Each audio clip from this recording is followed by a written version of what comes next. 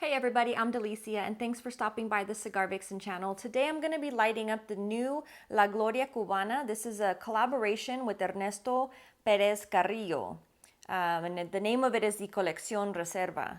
So I took a look at these during IPCPR. Beautiful presentation, very vintage classic feel to it. Of course, I've always loved the Gloria Cubana band. It's very Cubanesque, of course, old world, very nice.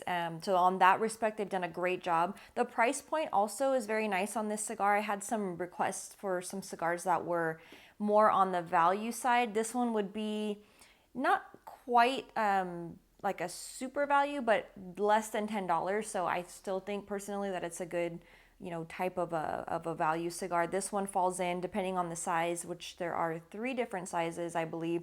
The one I'm going to be smoking today, which is a Robusto, and that one is just under $8. It's like $7.50 something along those lines, all the way up to $8.99 for the Presidente size, which is I think it's a 7 by 54, 7.5 by 54, and there's also a Torpedo 6 by 54. So again, good price point on those. Now the cigar itself is featuring an Ecuadorian grown Sumatra wrapper.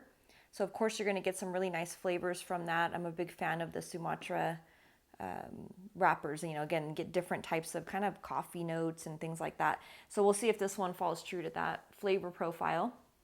And it's over Nicaraguan binder and filler.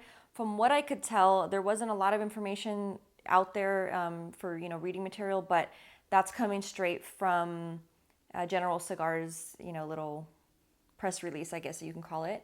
And also it's quoted that Ernesto says that this particular blend profile will appeal to the people that were smoking La Gloria Cubanas back in the 90s. I can't vouch for that. I was like in elementary school during the 90s, but I'm going to take his word for it. And if there's any of you that were smoking that were big fans of La Gloria back in the 90s, I'd love to hear your feedback if you smoked this one, comparing if that statement is, if you feel that that statement's true. Anyways, let's go ahead and get this one lit up.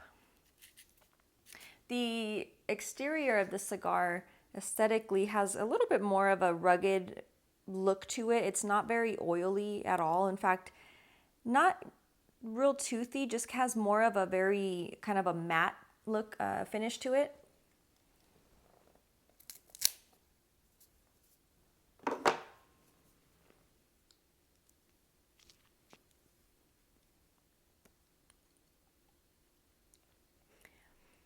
Hint of a dried cherry on the pre-lit draw.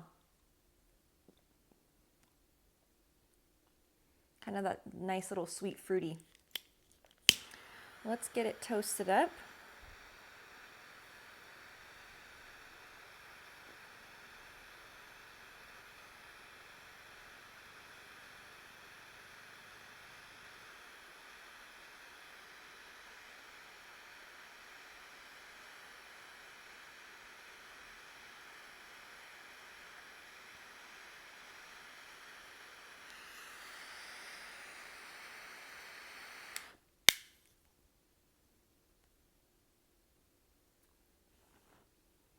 A little stubborn part there.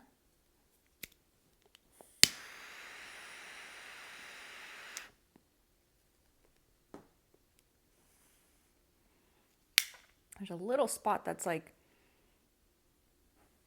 I don't want to keep hitting it with light, so we'll see if it just catches up. Right off the bat, you get a nice toastiness to this.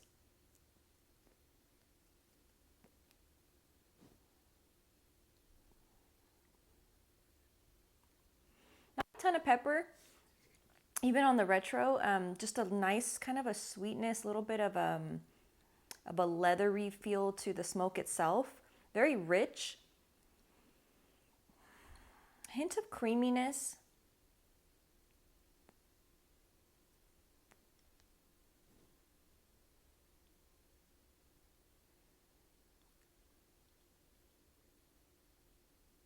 There's a hint of that kind of dried fruit sweetness to it. A little bit of cedar, kind of more of that dry,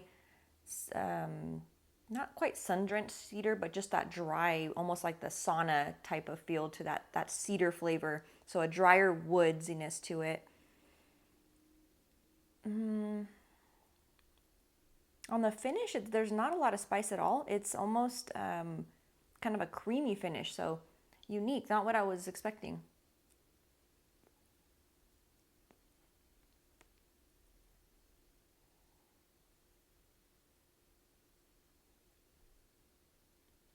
But nice, very good.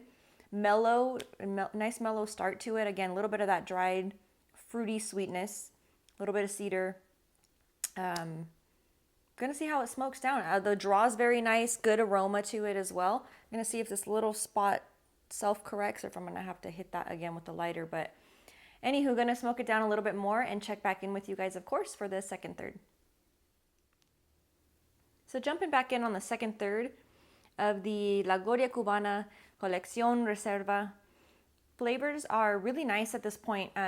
Little mixture of that kind of a dried black cherry sweetness, very nice. There's also a little hint of that anise coming through. The woodsiness isn't there as much as it was in the first third, but there has been an addition of just a very standard type of a black pepper. Kind of in the background, you don't get too much of it.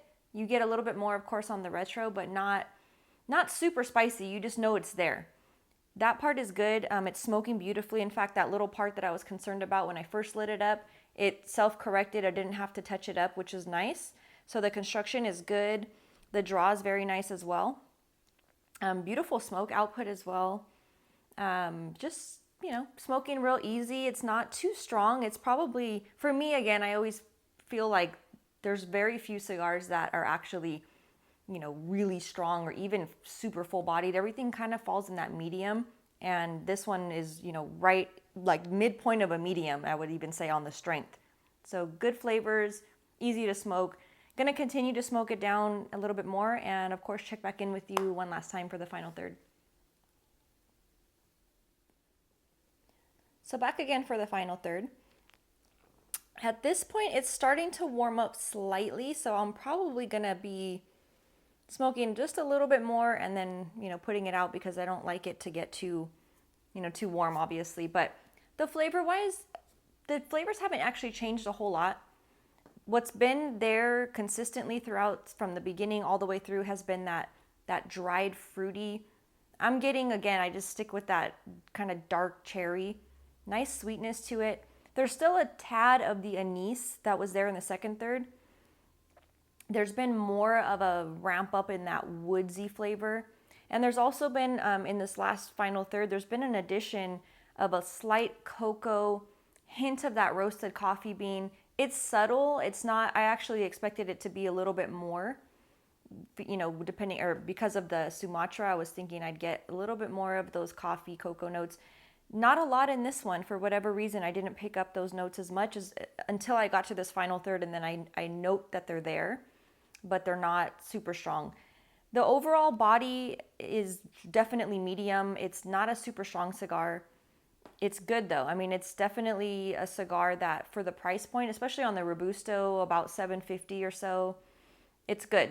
The construction is there. I mean, the burn line is beautiful.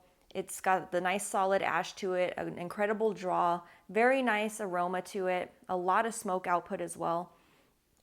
It's a good cigar. I actually really like it. It's very mellow. It's very easy to smoke. You could smoke this in the beginning of the day, and you can also smoke it, middle, evening, whatever. It's not going to be like a specific time that you have to smoke it, throughout the day. So could be a good anytime stick. And I mean, I enjoyed it. It was definitely not something that had a ton of different transitions or a ton of complexity, but it was good. So again, if you're a fan of those kind of sweeter, dried fruity notes, little bits of those cedar in and out, not a ton of pepper, this would be a cigar that's good for you. And again, I'd love to hear your feedback, especially for those of you who have been smoking longer than I have and maybe were a fan of the Gloria Cubanas in the 90s. I'd love to hear your comparison of the two, because as I mentioned, I was not smoking in the 90s, wasn't of age by any means. So again, love to hear your feedback. And as always, I thank you all so much for tuning in, and I look forward to smoking with you next time. Cheers.